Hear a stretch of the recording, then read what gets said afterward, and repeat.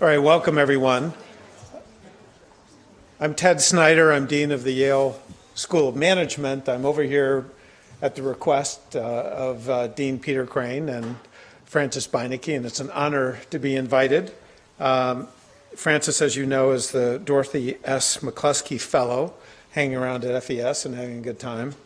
And I get to introduce your speaker tonight, and I said, well, I want to get some billing, so for the record, School of Management is, I think, co-sponsoring this event. But it's just one more feather in the partnership between SOM and forestry. From our point of view, our relationship with FES is the most important academic partnership on campus. We had 18 students start our joint degree program at the master's level this year. That translates into about 50 people, sort of steady state in the program, because it is a 3-year program. And it's just a great source of engagement. And one of the things that we've really appreciated is that in our work to get this global network started, 26 other top business schools around the world, FES has really joined in that effort to leverage that network to address really big issues. And so, you know, what does it take to address big issues? I think you have to build teams, you have to manage teams, you have to engage, and you have to work across sectors, and you have to work across regions. And that's my segue into introducing Jon Carson, our speaker tonight. He's an example of someone who's done those things. In terms of education, he has a BS in Civil and Environmental Engineering from the University of Wisconsin, Platteville, and a Master's of Geography from UCLA.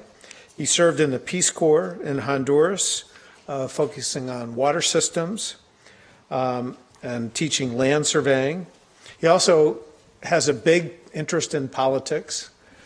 He got started with the Gore campaign and then also worked very intensively for the 2008 Barack Obama presidential campaign. He worked on the Obama-Biden transition team, and from 2009 2010 he served as the Chief of Staff on the White House Council on Environmental Quality.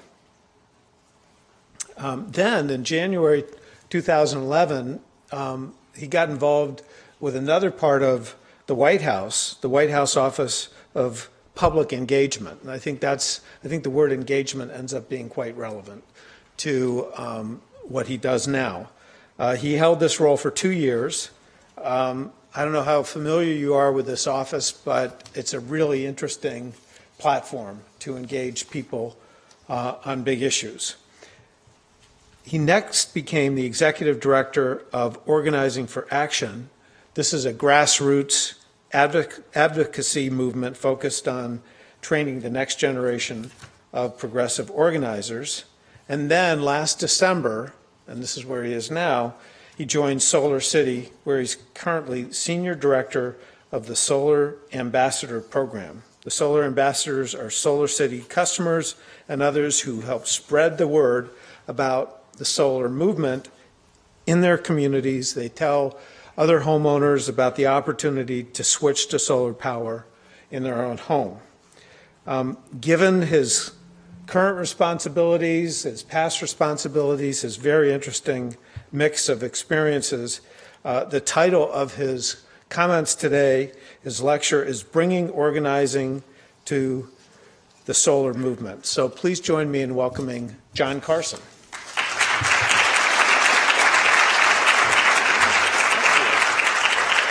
Hello, everybody. How are you? Well, I'm excited to be here. There's nothing more I like talking about more than how do you get stuff done. When Frances Beinecke reached out to me, she and I worked on a number of issues when I was in the Obama administration, and saw some successes and saw some failures on that question of how do you get things done. And so I want to talk to you tonight about the 3 pieces that I think bring that all together: good ideas, good politics, and good organizing. if your goal is to actually get things done. I should say, sometimes you can actually have good politics with bad ideas, but if you actually want to make change in the world and make it a better place, you need all three. All right, how do I, oh, right there. So I'm the organizer, I'm the political guy who forgot to turn on his microphone. I'll do that real quick. But I do want to say, good ideas, good policy are at the core of all of this. As I've worked on different issues over the years, ultimately you need an organizing strategy, you need a messaging strategy, a political strategy, but the things that make it to the finish line are founded in good policy. And I'll tell you just two interesting stories I observed on climate and energy issues. First, a little known one. The work that happened in the Obama administration to dramatically cut back mountaintop mining. When I happened to be in the administration in early 2009, I got a phone call early on, I think it was still January of 2009, from an activist from the Sierra Club who said, "Did you know, by the way, the Army Corps of Engineers is about to approve over 100 mountaintop mining permits all across Appalachia?" And I said, as a matter of fact, I didn't know that. Gave them my email address and a really organized set of advocacy groups who had their facts, understood the law, understood the politics involved, help us set up what ultimately was a plan we announced in June to dramatically change that situation. You know, I'm going to talk a little bit about why in 2009 and 10 you didn't see the Affordable Care Act style victory on climate and energy, but what we have seen recently is the President's Clean Power Plan, which you can thank Frances and a lot of the work that her former organization NRDC did for the smart policy work that laid the groundwork for what now is in, I would say, the implementation and political side of things. So bottom line, you'd need to start with policy based on the reality of the situation, on what's possible, and that lays the groundwork. But we all know a lot of good ideas just end up on that bookshelf. A lot of good ideas never get anything done. And I think if you are actually doing a disservice to the issues that you care about if you don't combine good, smart policy that you want to see done with a plan to actually make it happen. And, you know, here's an example of that. I would say we can't put this slide yet together on climate issue in this country. I was there working on climate and energy issues when we saw a big legislative victory, a big court victory, and ultimately an implementation victory on the issue of healthcare. And I spent many hours looking at what were the things that were teed up in that fight, what was the groundwork and the tactics that were laid, and what didn't we have on the climate side. So I want to give you just one example of an effort that I saw change the politics and change the narrative around the climate debate. So who here has heard the phrase climate change denier? Okay? Who here has seen that in the press sometime in the last 6 months? Okay, do you all remember in 2012 when we had this thing called a presidential election? And Francis, how many times did climate change come up in all of the debates in the presidential election for our country? How many times was it? It never came up once. One of the factors, I believe, that we didn't see more political advancement on the climate issue in 2009, 10, 11, and 12 is that the opponents of taking action paid almost no price for their inaction, paid almost no price. And so when I was working at Organizing for Action, a campaign that we launched was a climate denier campaign. And really focused on singularly and very simply calling out the fact that the opponents of taking action on climate change denied the basic science that 97% of climate science agreed with. We launched the campaign with a fun little video. It's worth watching. It's 2 minutes of some of the most outlandish comments that elected officials have made recently. And we moved on from there. A massive digital campaign ensued. And then one of the funnest things we did, we actually organized to deliver a unicorn trophy to all 135 climate deniers in the U.S. Congress. We said, we chose the unicorn trophy because if you're going to deny climate change, you might as well be believing in unicorns. And first of all, it turns out this is a really good press tactic for local TV stations, local newspapers. They just loved it. And I think after this campaign, a couple of congressional schedulers were probably fired for letting our activists in the room with a couple congressmen, like with Congressman Young. So we launched a video campaign. We launched a huge social media push, grassroots efforts like this. And we started to see the dialogue change.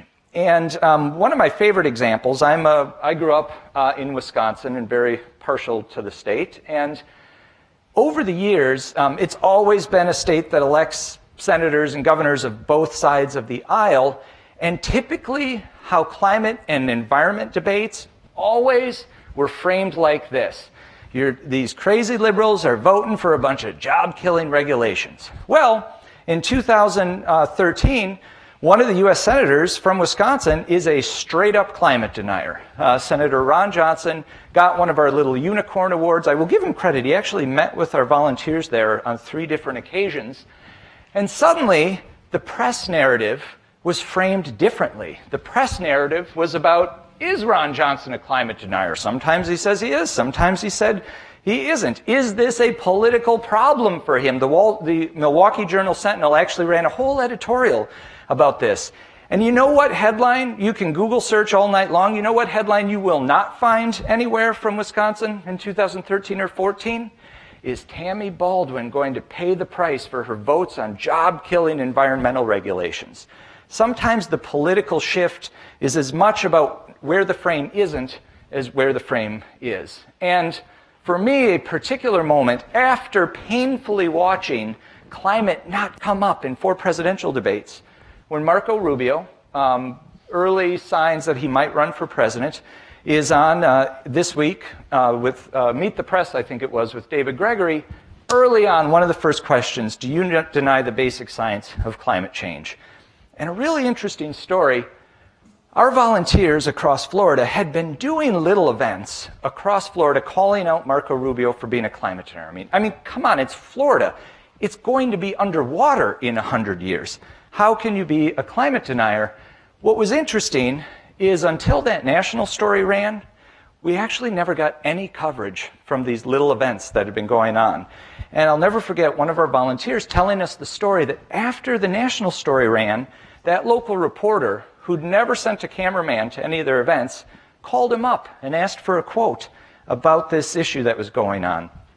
So to me, this is an example of how the messaging, the language, can really shift a debate. We finally have the opponents of climate change action are paying a price. And they understand that demographically, people who care about denying science, that population is growing, and the other population is shrinking. And it alters the dynamic. But here's the thing. The idea of launching a climate denier campaign, that took about 15 minutes. Getting thousands of volunteers across the country, getting dozens of other organizations involved, getting 135 unicorn trophies to all show up at congressional offices at all the same day, that is the hard work, that is the organizing that it takes to spread a message. One thing I've seen far too often in my work in advocacy is a good idea for a speech, completely absent, a good idea for a campaign to actually drive that message out there. An interesting thing about the climate denier frame is if you think back, like, you can't think, there was no individual video that went viral. By the way, the most overused word in media right now, viral. There was no individual video that just suddenly became made America aware of this. It was the constant drumbeat of a message that fit for the time, but the constant work of getting people to show up and do the work. And so that's my other theme. When you have a good idea and you have a frame that works, it's that hard work, it's that organizing work that makes it happen. As the dean mentioned, I was very honored to have the chance to be a part of, I think, one of the best presidential campaigns we've seen in a while. And if you weren't ever a part of it, that's your image of what the 2008 Barack Obama campaign was. A bunch of big crowds and big speeches. But to me, This is what the Obama campaign was. It was one field office full of people working their hearts out, manning the phone lines, putting up flyers across America. And, I won't go into, what are the tactics of organizing? What are the spreadsheets you have to put together to run an operation like this?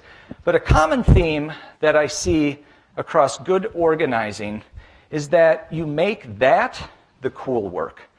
One thing I think, achieved on the Obama campaign, it was cool to be the people in the phone bank. You were proud of being the person who brought the food to that office. In the environmental world, this is something I'll really give a lot of credit to Bill McKibben and May Bove, who I believe was here. They make the hard work of actually getting events happen literally across the world. They make that the cool part. And that ultimately is what leads to good organizing. And a challenge I'd give to all of you is, there's another saying in politics, which is all politics is local. And I've seen a lot of examples of that. When I was, I've been in a lot of campaigns. I've seen a lot of nasty things said. I've seen a lot of tough situations. But when I was in high school, that picture on top, that's the farm I grew up on in western Wisconsin, actually. When I was in high school, my dad was on the school board, and he and a couple other school board members had the audacity to say, we need some new school buildings here. They ran 6 referendums in a row. After the 5th one, they got recalled. A couple of my cousins actually signed the recall petition. It was horrible. They won the re-election by like 35 votes, put another referendum on the ballot, passed it, and we have wonderful schools now in the Westby School District. I've never seen anything. Everything else I've encountered in politics has paled in comparison to the angst and anxiety of that particular moment. So I want to just encourage you all, if you want to see what works to get something done, to get an environmental movement across the finish line, look in your own backyard. This is my backyard. I grew up in what's called the driftless region. We like to think of it as the prettiest part of the Midwest. Lots of hills and valleys and lots of flood little valleys where there used to be a whole lot of flooding going on. And if you worked at the Army Corps of Engineers in the 1960s, wherever there was flooding, that was a very good reason to have Congress authorize a dam. And so there was a proposal back in the 1960s to flood this beautiful section of the Midwest, which that's just what you did. You paved things and you put dams in valleys. And one of the early environmental movements that inspired me and happened right in my backyard was the grassroots effort to say there's a better way. We can do sustainable agricultural projects here. One of the first solar pilot projects happened in one of these communities. And to this day, the dam they half started is still standing there, but that's what the Kickapoo Valley looks like because they stopped the dam and showed the tactics that it takes to actually win a fight. So now I work at SolarCity. And we've got an awesome ambassador program, a lot of cool stuff going on. We make it easy for our customers to have a nice little online app to spread the word about solar. We actually have a fun little map that shows them all their neighbors that are going solar. We do solar parties. We've got a really good program. I get to send them emails. I used to do that in my past job as well. We've got excited people who are fired up to be a part of the movement. But, again, it's good messaging, it's a good program, but it's people that make it actually happen. And I want to tell you a quick story of 2 of my favorite people I've met in my time at SolarCity. The first is Blake Maddox. He has set the record at SolarCity for the most solar one of our regional sales managers has ever sold in 1 year. Blake didn't have a background in environmental studies. He actually was a science teacher once, but he worked in a lot of different sales organizations. And he's come to SolarCity now, and I will tell you, he's cutting more carbon out of the atmosphere than half of the nonprofits that have a headquarters in Washington, D.C. So if you go to the SolarCity headquarters in San Mateo, California, we actually have a wall of fame, and a young woman named Aparna Mohla. We've retired her jersey up on the wall at SolarCity because as a salesperson, she sold more solar in 1 year than anyone in the history of the country, which since we're the biggest solar company must mean she's gotten more solar on roofs than anyone ever. That's her in the upper right-hand corner. This is a screenshot from one of our internal documents talking about how to do an installation celebration. But my favorite story about Aparna is she's so proud and excited to work at SolarCity. She's an immigrant to our country. She comes from India, where she tells the story that she only had power a couple hours a day, and the production of that electricity gave her and her family horrible respiratory problems growing up in a very polluted part of India. Now she's in America, getting to help families switch to clean power that they'll have for 24 hours a day.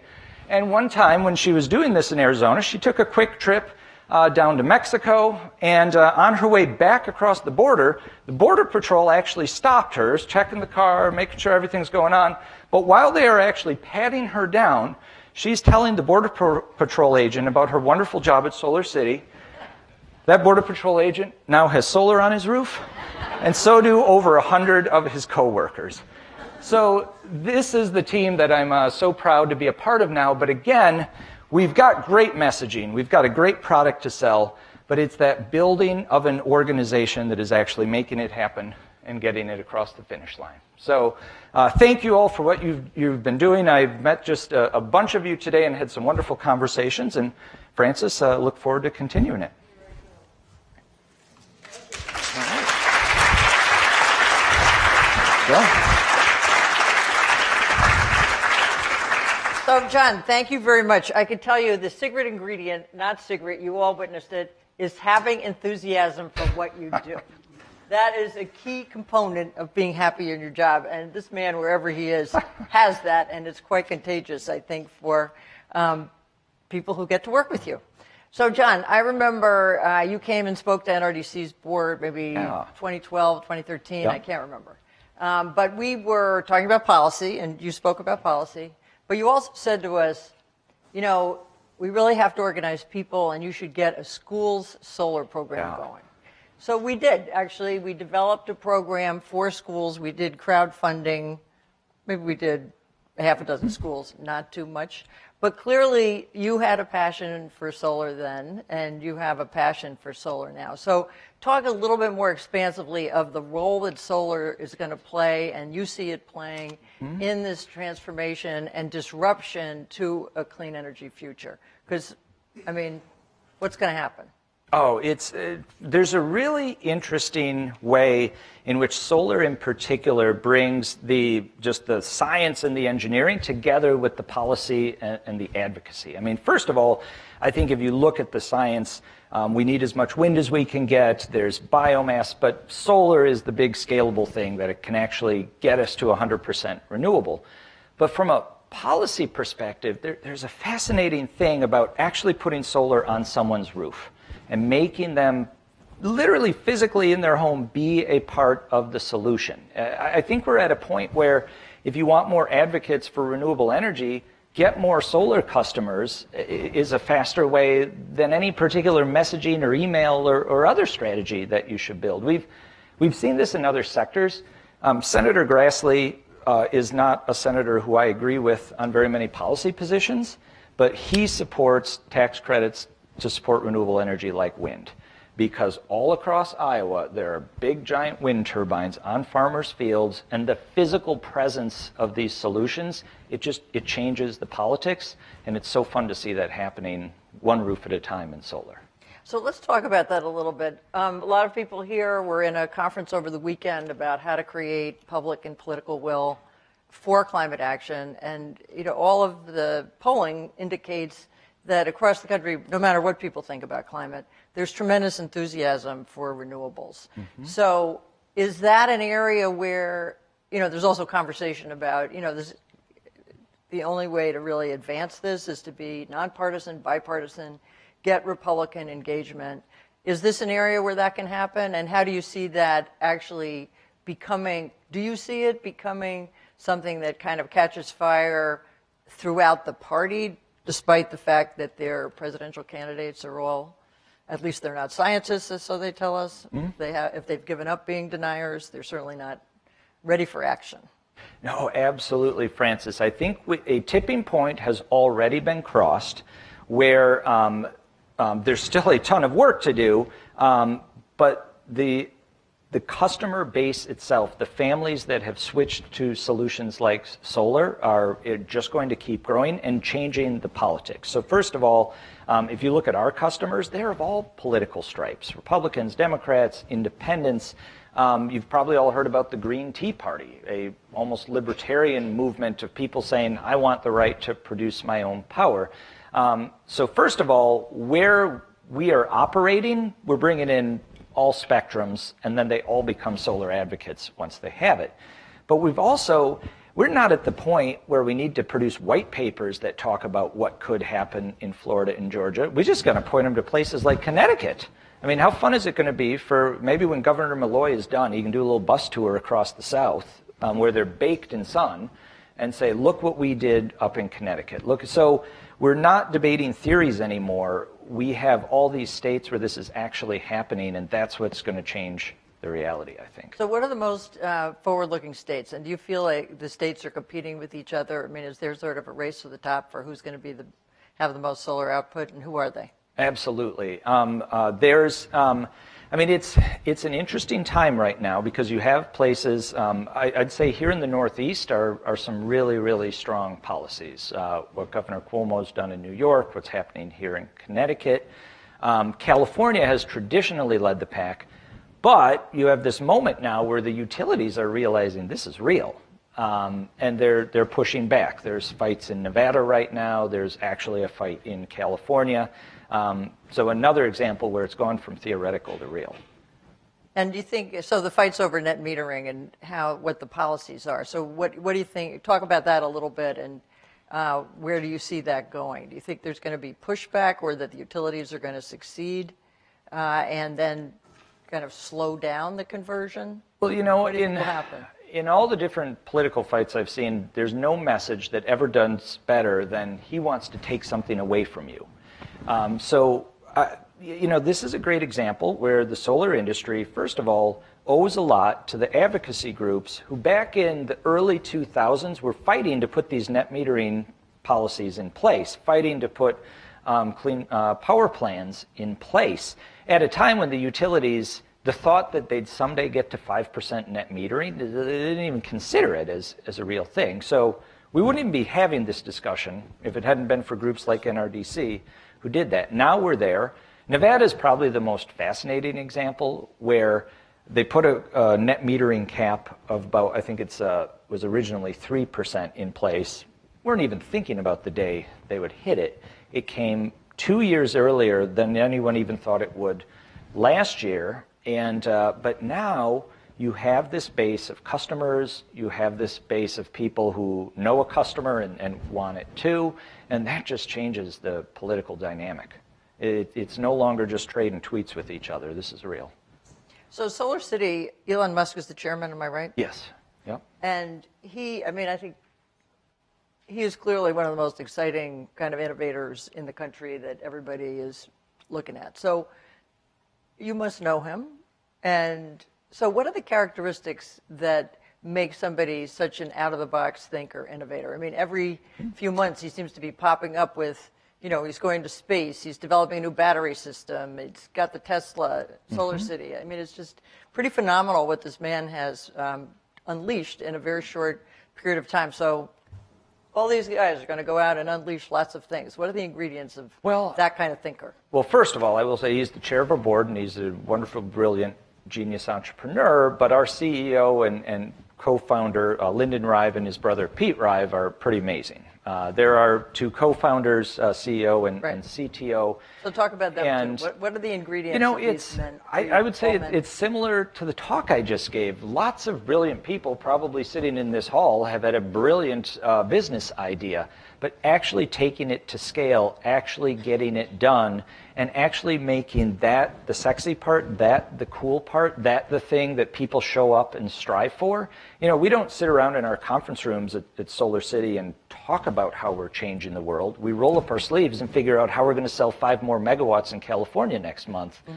And so it's the same thing I said here. You need to make, to actually have a plan to make it real and create a culture that day-to-day work is what people strive to do. And I see that every day at SolarCity. So, John, you talked a lot about the role of policy and organizing. Talk a little bit more about the role of business. I mean, you've been on both sides of the equation in the political sector, at the top in the White House, watching things happen, participating in them, leading them, and now you're in the private sector, and clearly the private sector is a huge part of this country, has an enormously important role. So looking at how do we accelerate action on climate, strategies to reduce emissions, creating that clean energy future. Talk just a little bit about the role that the private sector plays. Are they playing the role they should play? Is there more that they can do? What is their role in all of this? Their role is to actually make it happen. Their role is the implementation side, and it's interesting. I've had this conversation a lot lately as I've tried to recruit people from my past worlds to come work with us at SolarCity. He just recruited one of NRDC's best people. But saying, not that happy about it on this side. He's very happy. Well, I'll make the argument to you, Francis, then. If you want to make change, there are different phases in the movement. I think particularly in the environmental world, there was a phase, particularly in the 60s and 70s, where we needed ideas on how to fix this stuff. And thank goodness a lot of that got codified into the Clean Air Act, the Clean Water Act. We've got a lot of ideas right now. What we need now is political will and the implementation of these things. So, SolarCity's business model right now could not have existed 10 years ago without the advocacy fights, without the campaigns that elected people that made those into real policies. But this is where we are now. I mean, I'm a huge fan of the Obama administration, and my good friend Mackie Dykes is here, who worked at the Department of Energy. The Department of Energy would not be good at getting solar on hundreds of thousands of people's homes every year. That is what the private sector does in America. And I think that's a really great moment to celebrate. As just mainstream business moves into renewable energy and environmental solutions, that's a huge victory to celebrate. And we're seeing it happen right now. So they have the role in implementation. Yesterday, 68 businesses signed up with the White House on supporting the U.S. commitment for COP in Paris. Isn't there a policy, political side for them to be involved in, too? I mean, so in 2010, there were a lot of companies who signed up to work on the Waxman-Markey bill. They worked less intensively than I would have liked, but there's been just a huge fall off from that public policy engagement. Do you think there should be more? What do you see their role, or do you see more of a role for them in the policy arena? I think it has to be led from the actual core of their business. So, some of the conversations I had with students earlier today, some companies have a sustainability department basically for greenwashing purposes. They know that that's good for PR, that's good for marketing. Other companies see this as core to their business. What our good friend Lisa Jackson is now doing at Apple, that is real. She is moving kilowatt hours off of fossil fuels onto renewable energy at Apple for their cloud. So I actually think the first important thing that businesses can do is actually make it real within their own company, actually take these things to scale, and the policies tend to flow from that. Because if it's good for their business, then as they get involved in politics, that's what they're going to be pushing for on the political side. But the biggest motivator of these companies right now is all of these young people out in the audience that I see. I've seen an interesting shift over the last 10 years in talking to the millennial generation. 10 years ago, I think a lot of millennials thought, I can go to the nonprofit sector and do good, or I can sell out and go to the business world and make money for 10 years, and then maybe I can give some of it away. But now you see young people saying, I can go into the business sector, into a company that's making the world a better place, that's bringing real solutions, and they're putting huge pressure on these companies to move in that direction and bring solutions. So I think you mentioned to the dean that you're hiring 300 people a week. Yeah. Is that correct? So what are you looking for? I'm sure there are a lot of people here who'd like to know exactly what you're looking for in hiring those 300 people a week. So this is give us a hint. So this is really we're looking for people who know how to get stuff done. If you look at SolarCity's career page and look at the job descriptions, what you'll often see is knowledge in renewable energy a plus, but it's not a requisite. We, first and foremost, we need awesome salespeople. A couple of them from Connecticut are here with us tonight. The nuts and bolts work of convincing families to go solar, that drives everything. That drives our demand. The coolest thing happening at the company is our installers that we get to hire. People who worked in construction perhaps in the past, just so incredibly proud of the work they're doing deploying solar panel by panel across the country. But then, that's about 75–80% of our company, either selling solar or putting it on people's roofs. The people in the middle, they're good HR people, they're good finance people, they're the nuts and bolts of a business, and those are the skills that we need. So one of the things, I'm from New York, and SolarCity is going to build the largest PV factory, I guess, manufacturing center in Buffalo. So can you just tell a little bit about, that we always think of PV solar being either made in China or that's a West Coast phenomenon, and why Buffalo? And is that going to be for an international market, for a domestic market, for a Northeastern market? Just talk a little bit about how that happened. And I think, by the way, that in New York, that story is not being told loudly enough. If you're down in the New York City area, nobody has any idea that is being built up in Buffalo. So yes. Somebody needs to tell the story better, I think. More work on that front. Well, so first of all, we actually had an announcement about 2 weeks ago in New York that not only are we building the Western Hemisphere's largest solar panel manufacturing plant, it will produce the world's most efficient solar panels. We've set the panels it produces are the new standard, the most efficient panels in the country.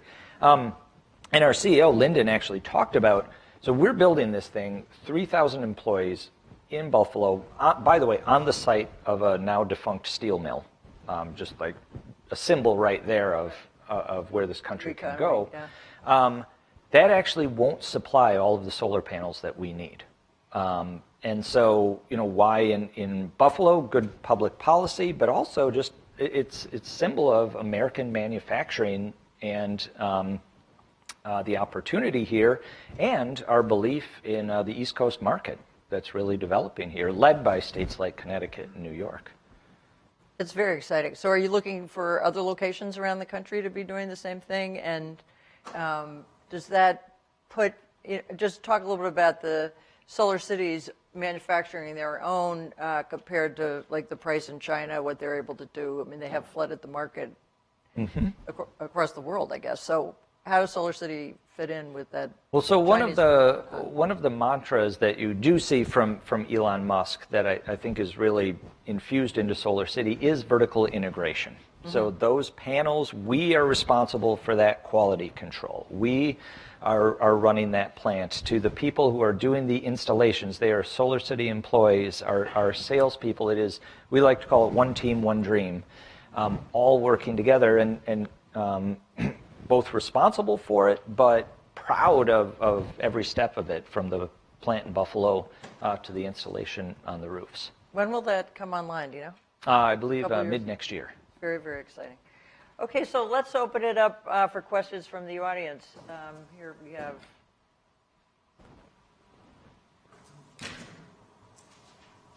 Don't be shy, team. There we go.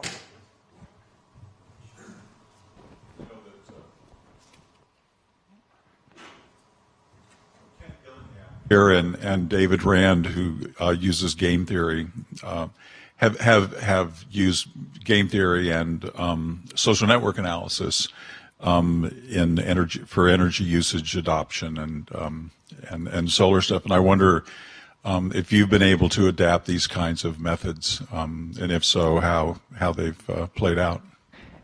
It's interesting. From my political background, I've spent a lot of time doing data analysis. If you are wondering, how would you profile the best possible potential solar customer? Nothing is more important than, do they have a friend who went solar? There's no demographic, there's no income level, there's no what magazines did they subscribe to. That's more important than, do they have a friend who had a good experience with it and told them about it? And so that's the program I run at SolarCity, the Solar Ambassador Program, and that's the key to our long-term growth as well. Okay. Oh, go ahead. Yeah. I've got two quick questions. I imagine if Washington wanted to do it, they could get us off of fossil fuels in 2 decades. They don't want to do it for obvious reasons. The question is, can people like Elon Musk and the people at SolarCity, get this done without much more help from Washington? And a second question is, someone once asked me, who was a renter, I'd love to have solar, but I don't know how to do it as a renter. Is there any solution for that? So first of all, there's absolutely a list of policies that we would like to see continued for the most part in Washington. The investment tax credit that's allowed this solar boom, we'd like to see it continue. But the reality is, even if that expires, SolarCity will continue. And the people, there's some things we'd like the government to do, and I'm positive that Elon Musk will have a few more brilliant ideas. But the phase we are in right now, it is all of you. It is our customers. There's tens of thousands of roofs right here in Connecticut that could call SolarCity tomorrow and could have solar on the roof, later this year. We are actually in this phase where that is real. California, I don't think there's a state outside of Hawaii that solar is over 5% market share. So advocacy will still be needed, but we are in this phase where customers themselves can do it. And what's interesting about that is, there comes a point when writing another letter to your congressman feels a bit futile. And LED lights are wonderful, but changing 2 of those in your homes doesn't feel that substantial either. But putting solar on your roof and flipping your family from fossil fuel to solar, that is real and substantial. And it's really fun for me as an organizer to see people engaged in that. But the opportunity has been created. Every one of you could walk out of here tonight and get 5 people to switch to solar tomorrow. And if you did, that would be more megawatts of, I should actually calculate how many megawatts of power that would be. It'd be a lot. It'd be a number that most medium-sized advocacy groups would proudly tout on their website. So that's and our biggest problem is getting that message out. And I will say community solar is probably where rooftop solar was about 5 years ago. Community solar is if you live in an apartment and you don't have a roof to put solar panels on, we can find a field, or often a brown field, which is a wonderful solution, to put all the panels out, and each individual apartment owner can have their piece of that solar array with the same net metering policy. So that one is coming, and so keep your list of all those renters and you can help them go solar in probably about 2-3 years. And you should all definitely send us 5 names of people who want to go solar tomorrow. John, can you just talk a little bit about rooftop solar versus solar thermal, like these big installations in the desert in Southern California? I mean, sort of, are they both playing a role going forward? Will one play more than the other? I mean, kind of how do you see those matching up? And then talk a little bit about wind, too. Is it all the above? Do you see one doing more than another? How's it going to... Yeah. So we're for all solar. We think solar should be on everyone's roof. We're all for utility scale solar. We don't do a lot of utility scale solar. We do some medium size projects. We do a fair amount of commercial. But before I started at SolarCity, I was thinking about that question of, is this whole rooftop thing make sense? And so I actually called my former boss at CEQ, Nancy Sutley, and asked her opinion on that. And her point was, yes, theoretically, there's plenty of space in the Nevada desert that we could just put solar panels all there. But then she said, so which suburb of Los Angeles would you run the transmission lines through? There's some practical realities. The great theory of wind in the Midwest is going to power Chicago. Well, I'll tell you what, my family has a farm in Wisconsin, and I've got a home in the North Shore of Chicago. And as much of a greenie as I am, I would fight a transmission line that went over either of those properties. We're not saying that publicly. No, but it's right. That's the problem. It's a problem, challenge. and it's why distributed power and distributed energy are a solution that's happening right now and can grow at tremendous scale. Mm-hmm. And aren't you working, SolarCity is working with the military as well on installations from a security standpoint? Talk about that a little bit. That was, in my time in government, that was really fascinating to watch the military, which has some real forward-thinking strategists, realize how much of future conflict that America is more and more having to get involved in was going to drive. One of the friends I had who had the most interesting jobs of anyone I knew in the administration was on the team that was looking at energy efficiency for the war-making side of the Department of Defense, where they realized one of the most common ways we were unfortunately losing soldiers in Iraq was when they were manning the convoys that were bringing in diesel fuel by the tanker truck. And so the military has been a huge, huge driver in implementing this in their own operations and being a really good example. And also taking things to scale, because the military is huge. Yeah. DOD is huge. So, just actually telling that story and getting their investment can drive the market in very significant ways that I don't think people appreciate. And these things, they all work together so well. We do a lot of work with school districts. Energy costs are, for a school district with a really tight budget, energy costs can be a big deal. So us being able to offer a school district a power purchase agreement and lower their costs is tremendous. But also, while we're putting those panels up on a school, or we recently did one in California where we did parking lot solar, that drives a lot of interests in individual families and kids going back home and asking mom and dad why we don't have those on our roof. So all these different projects drive solar adoption in different ways.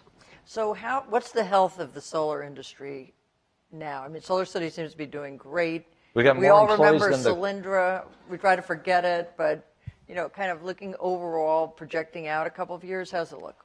We've got more employees right now than there are coal miners in America. More people are employed by solar in America than are employed by all the coal companies in America, and it's only going up. I believe I've seen a statistic that it's more jobs per watt of energy in rooftop solar than any other. And as good as things are going out right now, there are a lot of roofs out there still to get solar on. Okay, other questions? Go ahead. Back in January, I asked a sales rep from SolarCity to come to my house to evaluate. And as soon as he arrived, his face fell and he said, "Oh, you live in a mobile home. I can't do it." Yes, we can. You know why? Any of our SolarCity team? We can't. If you're a mobile home, you're not associated with an actual utility grid, and it's also about having the weight of the panels and snow on top of it. The roof can be it's how strong the structure is itself. Yeah. Part of it. There's a couple of factors. We also run into homes here in the Northeast that a little bit older roofs, and they need to do some work. But so keep your eye out for. He enrolled me as an ambassador. Excellent. But actually, could you put something? I mean, does the installation have to be on the roof, or can it be adjacent? Ground mounts aren't an economically viable option right now. Both the structure itself and then the protecting of the panels. The roofs are just like the perfect place to put them up there. So every time you fly into LA, all you see is like a mass of flat roofs. They're not homes. They're I guess they're distribution centers largely. Is that a target for you? Because someday I hope to fly into LA and see a solar panel on every of those roofs, and I haven't seen one yet.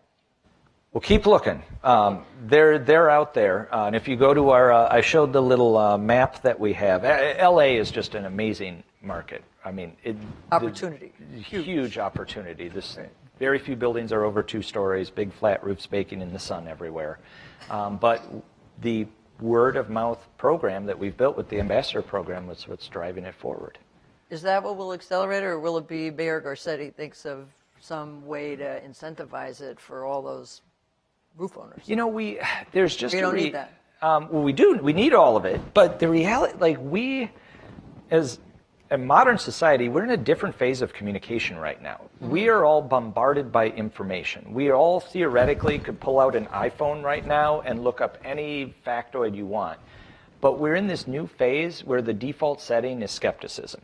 You don't necessarily believe anything you see unless you trust the source that it came from. And so as we get people to understand this concept that they could switch to solar for no money down, pay a lower price for electricity than they were, having a friend, a family member, a coworker validate that, tell their story, that works for solar, but that's how you pick a pediatrician when you move to a new town. When you roll into a new neighborhood, you all have that one neighbor that you're like, that's who I would ask which auto mechanic to go to, and that's who I would ask which math tutor I should use. We all do this on every commercial transaction we make, but you don't think about it that often. And that's what's driving solar forward. Wow.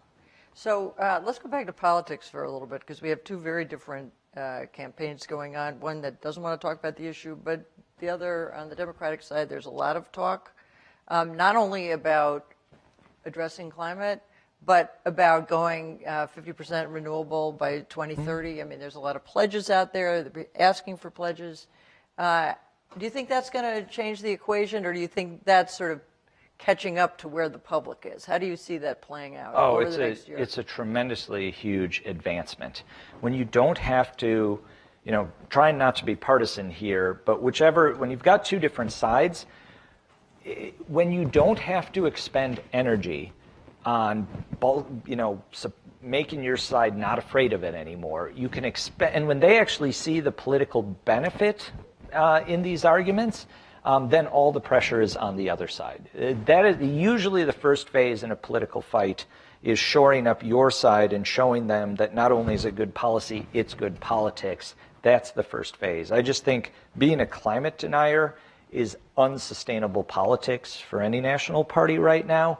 And the beauty of the climate denier message is, if we get you to admit you're not a climate denier and you admit the problem, then you have to be for a solution. Right. That's the next step. Well, looking at 2012, when climate was not in the campaign, and looking at the debate last week where they're falling, there's just a huge amount of interest in being better than the next person. It's good. Very heartening. It was fantastic. Yeah, very heartening. Other questions over here?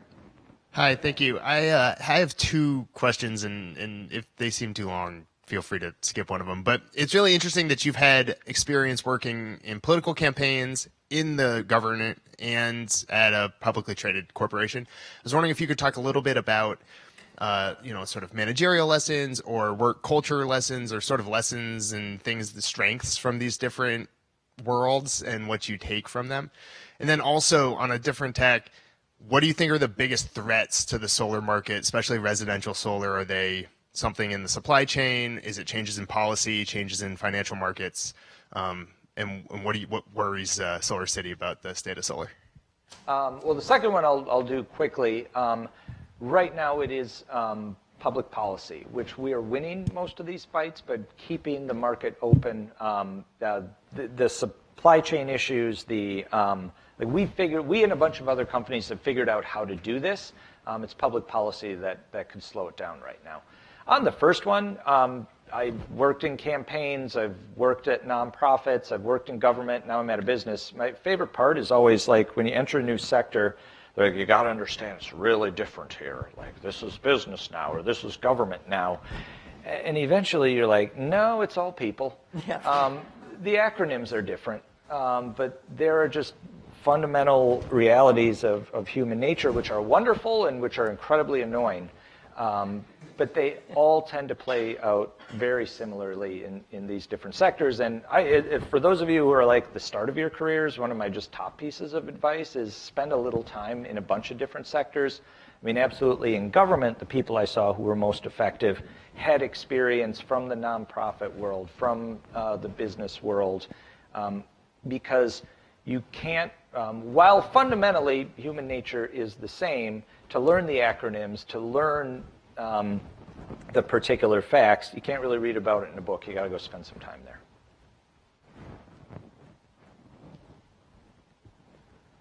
Oh, and then, okay, here. Hi. I had a conversation with someone earlier today who said that, a Connecticut resident, who said that she would love to install solar, but the current payback period in Connecticut is around 10 years, and she's planning to move in 3 years. And you're not going to capture the cost of putting the panels on in a resale value of the house. What programs do you have in place to correct this classic market externality? So our sales folks here have had this conversation about 5 times today already, maybe 6 or 7. And this is what we spend all our time on, educating consumers. So SolarCity and a bunch of other solar companies right now, we offer a no money down solution.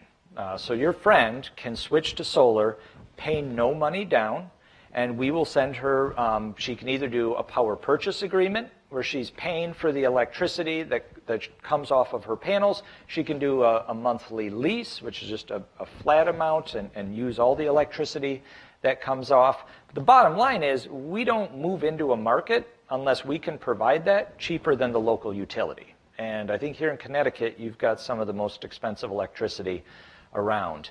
So that's our whole business model. About 95% of our customers choose the no money down option. Only 5% purchase it. So that's the first conversation we have with everyone. If you buy electricity and you own your home, you can switch to solar and start saving on electric costs right away. And then would you say, guys, like the first question everyone asks is, what if I sell my home? And we now have been in business long enough that we've seen thousands of our customers sell their homes, and 98% of the time, the new homeowner keeps the panels on the roof, and we transfer the lease over. You know, for those of you who've bought a home, you're signing a stack of paper about this thick. It's one more sheet on there, transferring the power purchase agreement or the lease over to the new customers. One of our challenges actually is educating real estate agents about this. Educating them that this actually increases the resale value of the home. The MLS form right now actually has a box for has gone solar or renewable energy. But it's amazing. Again, everything I've just said is available on every iPhone in this room. But even in this wired age, one-on-one conversation is still how information spreads. So please go tell your friend, and we'll talk to her tomorrow. Over here. Hi, thanks for coming. So SolarCity has impressive growth by a bunch of metrics like employees and revenue and installed megawatts, but it still posts negative EBITDA. So I'm wondering, not just for SolarCity, but maybe other large companies in clean tech that have a similar issue, from your perspective in customer acquisition, what do you think is the most important lever to pull to achieve profitability? Mm-hmm. Customer acquisition is the one that I focus on all day long. Getting our happy customers to bring us more people to be part of the solar movement, that's what I spend my time on. But it's just a fascinating industry right now, just watching the costs on the technology side that are coming down, what we're going to be able to do when we have our own manufacturing plant in Buffalo. So I think this is just a classic case of a smart move we all know we need to make. Like, can any of you imagine 100 years from now we're pulling fossil fuels out of the ground? Like, we all know we're going to get there.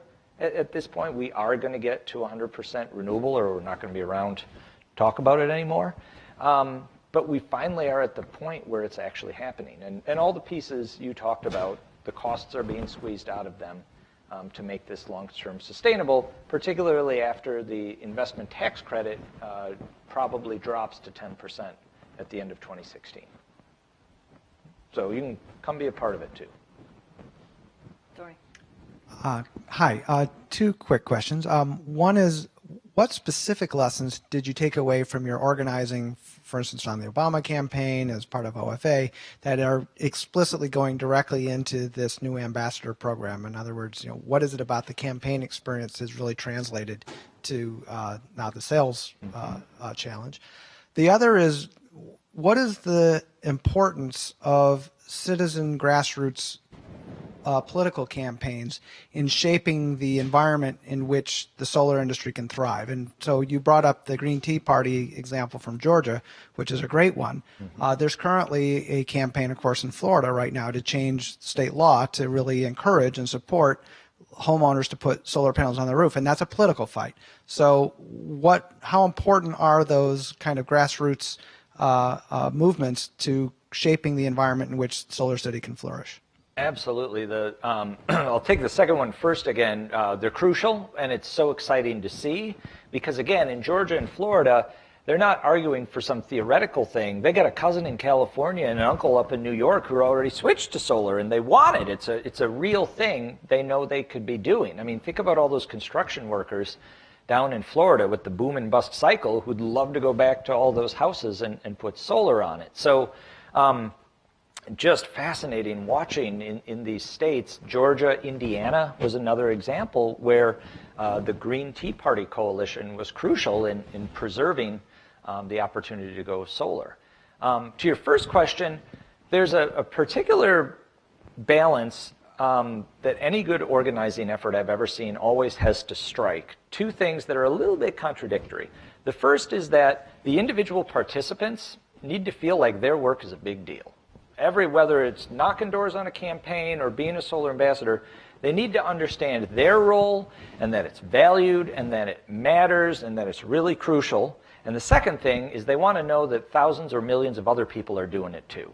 So they want to be special but be part of something big. And striking that balance is what helps things take off and go to scale.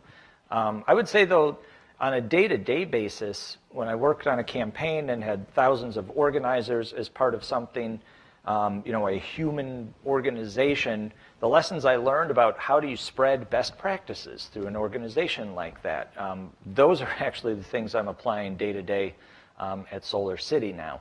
Again, just because you got it up on a website that it's a best practice, that doesn't mean 5,000 people are going to start doing it tomorrow.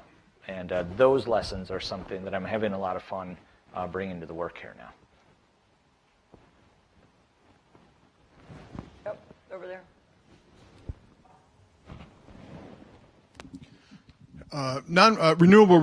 Renewable energy is obviously a good thing, and it would reduce the carbon footprint of the country by quite a bit.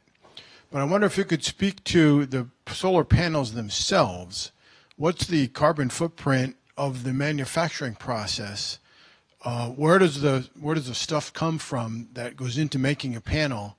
And once it's reached the end of its lifetime, what happens to it? How do you do you throw it in the dump? Do you recycle it? What happens to the panels themselves? Well, I wouldn't be the expert that could speak to the carbon footprint. I'm pretty positive it's outweighed within probably a few weeks or months of production out there. But that is an interesting question I'll look into. The panels we're making right now, we sign 20-year contracts with people and know that those panels will still be producing 20 years later and expect actually many of them will live much longer. And I think this industry, like the battery industry and others, is building up a recycling program to bring those materials back into the stream. But do you want to tackle that one quick? What I wanted to say on that is every single part carries a carbon footprint. Every single one. There's no way around it. We're wearing clothes. There's dyes that went into making your clothes. If you can reduce your carbon footprint by not doing anything, but getting solar panels, then one rooftop at a time, you are reducing the carbon footprint. Yeah. There's no way for an individual, any one of us, to be without a carbon footprint. Every time we eat something, every time we throw something out, every time we turn on the TV, every time we buy a pair of shoes, we're creating a carbon footprint. So we'll switch to renewable energy, and then the School of Forestry here will plant enough trees to deal with the rest of it. But I have a question about that. So 20 years, people are putting the panels on for 20 years. So I have an off-grid house. I had a bunch of panels. I have 12 panels. I replaced them, and I got 3 times the energy for the same square footage. So the technology is changing very, very rapidly. So won't these panels kind of not be as efficient as panels that will be developed 5 years now, 10 years from now? How does that work? They will, but we've crossed a really important threshold, which is for the average suburban home, they're efficient enough now that there's enough space on that roof to offset almost all their electricity use, particularly places like Arizona and the Central Valley of California, where they have these giant ranch homes, cranking the air conditioner on all day. We actually don't even need to use up their entire south-facing roof. So the surface area won't matter, even if won't they got really matter. I see. Yeah. Okay, that makes a lot of sense. So another question, John. The goal is 80% reduction of carbon emissions by 2050. Yep. We sort of see a pathway to get there by 2030. Yep. And renewables will be a huge part of that. Do you think we know the answer 2030 to 2050, or is there got to be a lot more R&D, technology development, et cetera, to get us to where we need to actually go? Well, absolutely the latter, but the thing that is, there's two dynamics that are happening now that are so exciting. First of all, the developing world is coming on board. I mean, the conversation right now with China, with India, I mean, they are coming on board, and they're doing it for a couple reasons. One, I don't think there's any climate deniers in these governments, and they get the realities of climate. Two, they see the economics of it right now. And, you know, you aren't going to save the world by getting 7 billion people to make a sacrifice. The economics of this are what's going to make it happen at scale. But the third interesting thing in a lot of these countries, they're very concerned about long-term climate change, but they can't breathe today. And so the switch to renewable energy is the more immediate problem of the worst air pollution we ever couldn't have even dreamed could exist. Right. Yeah. Okay. Right here. What is your differences in marketing strategy between rural America versus urban America? So let's say between La Crosse, Wisconsin versus Chicago. So first of all, we're in, the way SolarCity operates is we're in 19 states right now. And our pattern is we will put a warehouse and service is 30 miles basically around that warehouse. And I feel like every other day I get an email saying we opened up a new warehouse somewhere. And in urban areas, San Francisco is a good example. You do have an issue sometimes that you have very 3-story buildings with a small roof. So on those townhouses in San Francisco and Washington, D.C., we aren't able right now to offset all their electricity use. The suburbs is where you have a ton of larger homes, plenty of south-facing roof space, and we're doing tons of business. But there's plenty of rural areas where they're inside the zone of one of our warehouses. You have some interesting stories in Maryland and Sonoma County, California, and I believe have we done a couple barns here in Connecticut? Yeah. If the roof can support it, we'll actually go into there as well. But there's also really interesting stuff happening in rural America with smaller, not really utility scale, but maybe a 2-3 megawatt community solar field that's on what used to be an alfalfa field. Just really interesting stuff popping up everywhere. But when it comes to our marketing strategy of referrals, you know, an interesting thing, if you all think about it, you'll admit, you know your personal networks better than you know your neighbors. So the first thing we often do with customers, it's their friends, their coworkers, the people that they're talking to that we connect with. But then there's a particular thing about solar is it's on your roof. It's right there. Everybody can see it. And so we actually see cases where it brings neighbors together. We do fun projects called solar parties or solar open houses where people can come by and check out their friend's system, see the little meter spinning backwards if you have an old-fashioned meter. And so we've seen some fun instances where it can bring people together as well. Emily. Hi, thanks so much for your talk today. So I come from California, and there's been a lot of really exciting stuff going on there with community choice aggregation, which is where the local government essentially forms its own utility. And especially in Northern California, there's been a lot of pushback from the utility, the IBEW, the electrical utility workers, the unions that organize for PG&E or other utilities, precisely because a lot of these smaller rooftop solar installers are not using unionized laborers, and as union workers are a typical stronghold of the Democratic base, I'm wondering how you reconcile this difference in labor supply for SolarCity and other smaller rooftop installers versus the the large scale solar installers, which are definitely in a lot of cases required to use union laborers.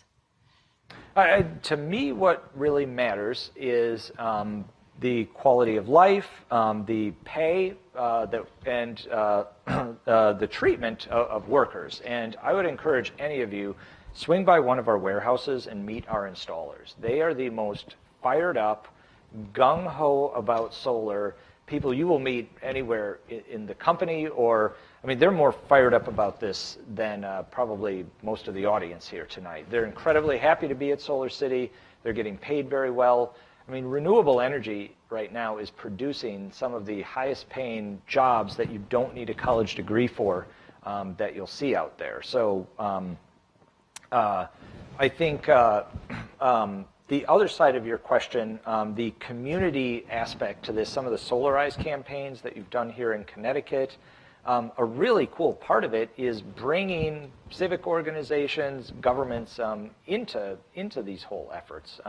We've done a lot of work with nonprofits that's helped do some of that. And I mean, that's why I love my job at the end of the day. We're tackling climate change, but we're doing it by treating workers incredibly well and bringing people into it at the same time. Over here. Hi. I actually had the same question as this gentleman here, and to follow up on it, I was wondering where the materials for the solar panels come from, and what are the issues around that, and what is being done or what can be done from an environmental justice standpoint? Well, is there nobody here who's done a study on this at Yale? There must be somebody. I mean, most of it's silicon, which comes from sand. There are metals involved. But as far as an environmental justice issue, I mean, have you seen where they put coal-fired power plants in America?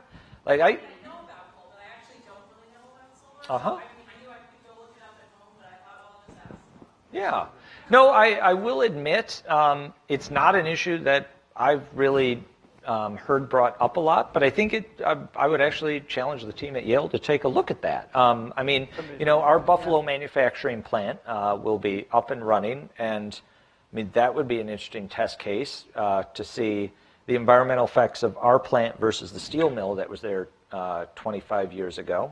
I think it's a fair question. I just don't know the answer to it. But you have to analyze it, sort of what's in it, but then compared to a fracking operation or a mountaintop removal operation, or I mean, there's a whole analysis that would have to be done of, and as the gentleman said, every source of electricity has some impact. You're going to have to weigh one over another, but it is a good study. Somebody should take it on, and I'm sure there are studies of it, but it would be interesting to kind of try to figure that out. Yeah. Over here. Yeah, thanks for your talk. I'm kind of curious to learn a little bit more about the Solar Ambassadors program and kind of the nuts and bolts of how it works, or just get a little more information. Yeah. Like, are most of the ambassadors people who have solar, or are they people who don't have solar, and this is like a way to give renters access to benefiting? And kind of what are the incentives for kind of the top referrers? What's driving them to do more than just one or two people they know? And if you looked at mobilizing the ambassador network for political battles like net metering, utility tariffs, that sort of thing. Yeah. Well, thank you for the question. So this is my day job, running the Solar Ambassador program. We have over 100,000 people who've joined the Solar Ambassador program.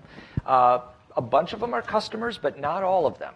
We have a lot of people who do live in an apartment. They maybe love solar, but they've got big, beautiful trees around their home. They can't go solar, but they're telling people about it. What's really interesting is solar is something that comes up in conversation. Solar is something, if we were selling high-efficiency hot water heaters, how many of you have ever had a conversation with a friend, neighbor, family member about your hot water heater? Well, okay, a couple of you. But our solar comes up in conversation. And this isn't like in some marketing areas you have sort of an 80-20 thing going on where a small percentage of the people are doing most of the work. In the Solar Ambassador Program, this is about tens of thousands of customers talking to their friends and family. And we have I left my phone over there. We have a whole app, I showed you a little screen of it, to make it easy to share information about solar and to get the name of a friend or family member who wants to find out about going solar to one of our energy consultants, who then sits down, walks the family through their options to have no money down solar, and refer more people. When we ask our ambassadors what motivates them, actually the number one answer we actually get is climate change.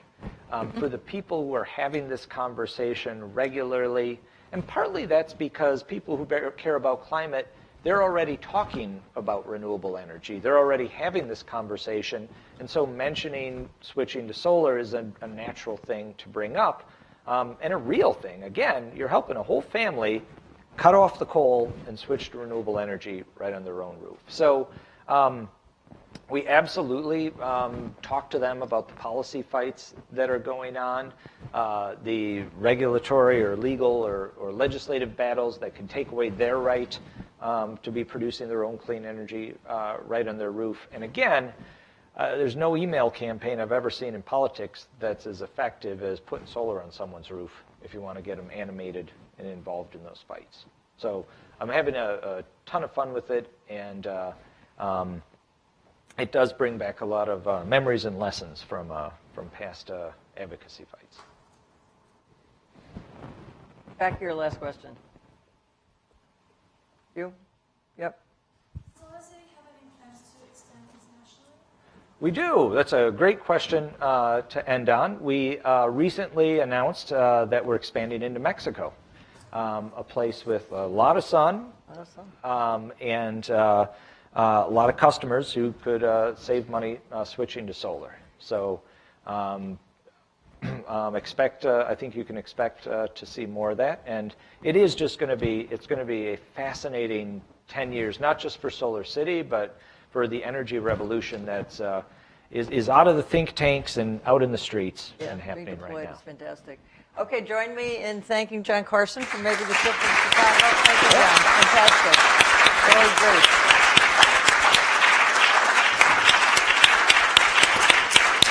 We're inspired. Everybody's going to have solar. All right. Talk to your friends and family. Yeah, talk to your friends and family. All right.